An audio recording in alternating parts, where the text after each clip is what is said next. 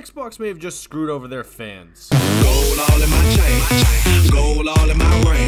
If you haven't heard the recent news, apparently Xbox is going to bring some of their exclusive titles to PlayStation and Nintendo, which has, rightfully so, led to some Xbox players being a little bit pissed off hearing this news. As far as I can tell, the games are going to end up going multi-platform are Starfield, the new Indiana Jones game, Hi-Fi Rush, and Sea of Thieves. Look, this shouldn't be surprising at all. I mean, I think it's been pretty obvious that Xbox has been kind of behind the 8 ball over the last few years, and that PlayStation's been pretty much running away with this console war that's been existing over the last few years. Sony's PS4 pretty much just dunked all over the Xbox One, and it seems as though the PS5 has just been outselling the Xbox Series X, apparently 2-1. And I think this is just for various reasons. I think the exclusives on PlayStation are better. I think that people just probably already had a PS4, bought a PS5 because they're like, well, if I already have this, why swap over to an entirely new system where all the stuff that I've been doing in other games it won't carry over. The thing that is weird though, from just doing a little bit of research, because I'm no tech wizard, apparently the Xbox Series X does outperform the PS5, but I think with the other two things, I don't think performance really matters because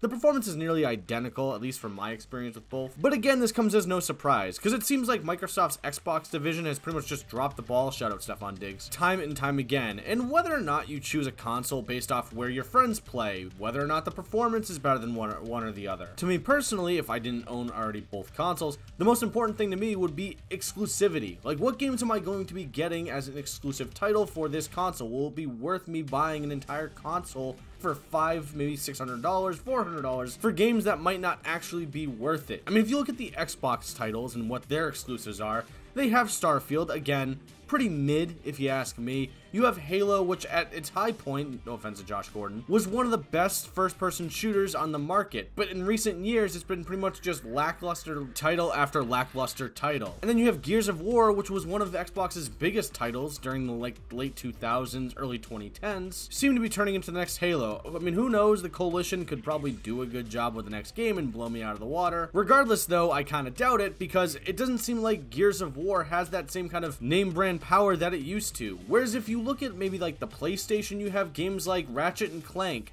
Uncharted, Last of Us, God of War, shit, even Spider-Man. Like, sure, Xbox might be trying to release Indiana Jones, but why play Indiana Jones when I can play Uncharted, which is probably going to end up being, in my opinion, a better game? And don't worry, by the way, like, for the people that are really concerned that Xbox is just going to stop making consoles altogether and focus on the Game Pass, Daddy Phil came out and basically just said that Microsoft is going to continue working on Xbox consoles for the future. And Xbox is going to release more details about their future plans sometime, like, within this week. But seeing as a bunch of weird conspiracy theory TikToks been just appearing up on my feed, I decided to give my own thoughts on what the future of Xbox will end up looking like. It's no secret that Microsoft's buying up all these studios like it's real estate in order to build this kind of insane superpower of studios underneath their Microsoft umbrella. And at first glance, it might look like they're intending to just stack games for their exclusivity. And I think that's part of it. Like, I think we're gonna end up seeing, instead of just full-on exclusive titles from Xbox, I think it'll be like early exclusives. Meaning, like in the case of Starfield, it would end up releasing on Xbox first, and then maybe 6-7 months down the road, they would release it on PS5 and Nintendo Switch. But I think Microsoft's new intentions here are to just basically become a publisher and have all these studios that they've bought up or currently even own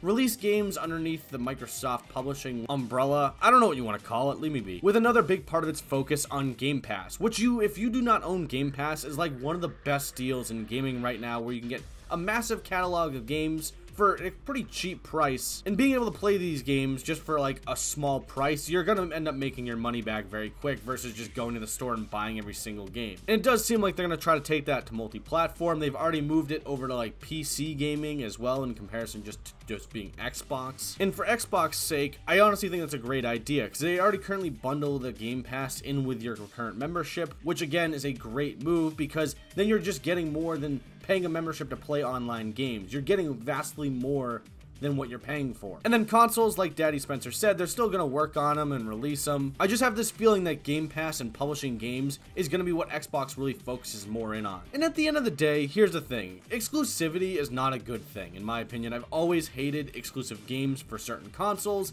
It's just a nightmare to go back and forth or have to determine whether or not I should buy a certain console because of their exclusivity. It's just a great opportunity to give any gamer the opportunity to play any game that they want that could be on any sort of platform on the platform that they choose to buy. Which is why I say, end the blackout, Rob. Some of us don't want to watch our garbage team get their faces kicked in game after game after game and actually want to watch a real competing team. Seattle Mariners.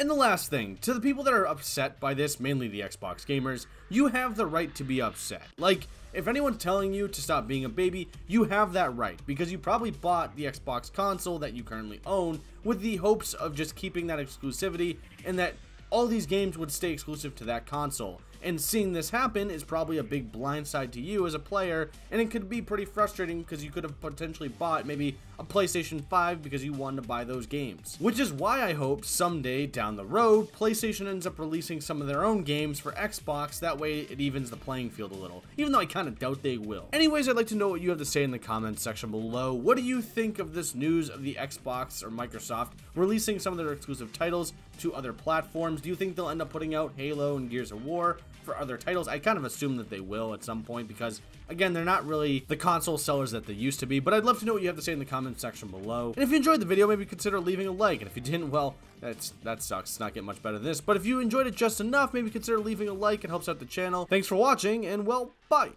Random thing here, but I'm putting this video out like around the halftime show of the Super Bowl, and I swear to God, if the Chiefs ended up pulling this out of their tush and Pat Mahomes gets yet another Super Bowl, I might be in shambles for a while. I mean, nothing would make me happier than watching Kermit the Frog walk off the field and go, it was rigged. It was rigged, man. The refs rigged that game. Awful calls. All game. I would love it so much, but it's probably not going to happen, and I guarantee you they're going to end up beating the 49ers like 30-10 or something. It's going to be stupid.